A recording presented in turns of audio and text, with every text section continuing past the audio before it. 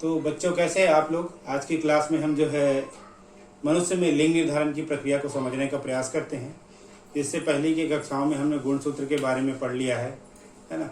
आज हम देखते हैं मनुष्य में लिंग निर्धारण की प्रक्रिया क्या है और किस प्रकार की जाती है।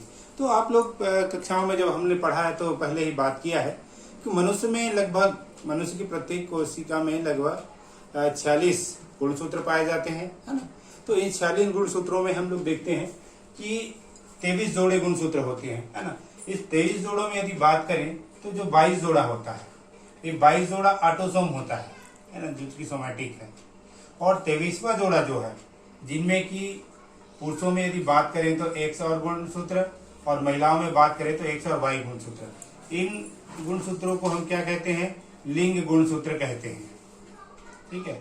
ये जो 23वां जोड़ा गुणसूत्र है ये लिंग गुणसूत्र कहलाता है और यही निर्धारण में महत्वपूर्ण भूमिका अदा करता है।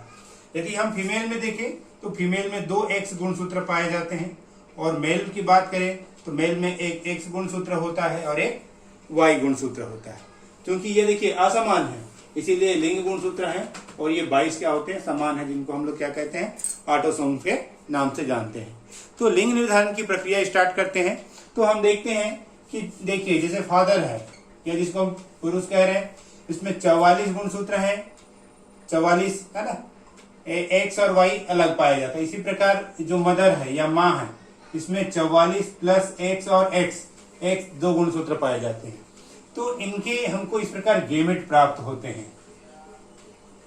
क्या प्राप्त हुए हमको? Gamete 22 plus X 22 plus Y। ये दोनों गेमेट किसके हैं? ये दोनों गेमेट फादर के हैं, है ना। इसी प्रकार 22X और 22 और X, ये दो गेमेट किसके प्राप्त हुए हैं हमको? ये दो गेमेट किसके प्राप्त हुए? मदर से प्राप्त हुए हैं। तो इन प्रकार जो गेमेट प्राप्त होते हैं, इन गेमेट से जो हमको F1 जनरेशन या संतति प्राप्त होती है उसकी इस प्रकार देखते हैं, है ना। इसकी अभिक्रिया या जो है, ये फादर का जो गुणसूत्र है कोशिका वाली, है ना, इसकी क्रिया होती है ये मदर 22 प्लस X और 22 प्लस X, तो ये हो गया 44 प्लस X। इसी प्रकार देखते हैं ये 22 प्लस X और 22 प्लस X, ये जो है इसकी दूसरे गेमेट के साथ क्रिया होगी और 44 प्लस X। तो यहां पर हम देख रहे हैं ये दोनों किसका निर्माण हुआ? फीमेल या डॉटर, ठीक है। ठीक इसी प्रकार 22 प्लस Y और 22 प्लस X, ये ठीक इसी प्रकार 22 प्लस X और 22 प्लस Y, तो ये दोनों जो प्राप्त हुए ये क्या है? मेल है या पुत्र है। तो लिंग निर्धारण की प्रक्रिया में हम साफ साफ देख पा रहे हैं कि लिंग निर्धारण में 50% लड़कियां होती है और 50% पुरुष होंगे या मेल होंगे। ये निर्धारित है, ये सामान्य एक प्रक्रिया है कि लिंग निर्धारण की प्रक्रिया में कि 50% लड़के होंगे और 50% लड़कियां होंगी, है ना। तो ये तो हो गई प्रतिशत की बात। दूसरा यदि महत्वपूर्ण बात हम देखने का प्रयास करें तो यहाँ पर देखेंगे कि जो पिता का X गुणसूत्र है ना, इस पिता के X गुणसूत्र को हम ध्यान देते हैं। इस पिता का X गुणसूत्र इसमें आया एक, है ना, ये देखिए इसको हम गोला लगा दिए।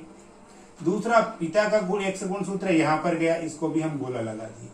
तो इस प्रकार यदि आप ध्यान से देखेंगे, पिता में जो X गुणसूत्र पाया जाता है जिनकी संख्या केवल 1 होती है, वो हमेशा डॉटर को या पुत्रियों को जाता है। किनको जाता है? पुत्रियों को जाता है ना। अर्थात लड़की को ही पिता का X गुणसूत्र मिलेगा, लेकिन जो माता होती है या मदर के जो X गुणसूत्र होते हैं वो चारों बराबर में जाते हैं, है ना। तो इस प्रकार लड़की होगी या फिर लड़का, इसका निर्धारण हम वास्तविक रूप में देखें, जेनेटिक्स के हिसाब से देखें या आनुवंशिक के रूप से देखते हैं, तो पिता के द्वारा ही लड़कियों का निर्धारण होता है। अर्थात पिता के X गुणसूत्र के द्वारा ही लड़कियों का निर्धारण होगा, ना कि माता के गुणसूत्र के द्वारा। इस बात को इसलिए प्रमुखता से बतलाया जा रहा है कि हमारे समाज में ज्यादातर महिलाओं को लड़कियां, अर्थात इनकी तो लड़कियां ही हैं, इसके लिए उसकी माता जिम्मेदार है, इस तरह के वाक्य सुनने को और देखने को मिलते हैं, है ना। तो ये हमको स्पष्ट करना होगा या स्पष्ट हमको पता चल गया और बाकी अन्य लोगों से बात करके हमको ये बात रखनी होगी कि लड़कियों के निर्धारण में ये लड़कियों के जन्म में किसका महत्वपूर्ण योगदान होता है? उनके पिता का महत्वपूर्ण योगदान होता है। तो ये होगी मनुष्य में लिंग निर्धारण की प्रक्रिया। ठीक है, शेष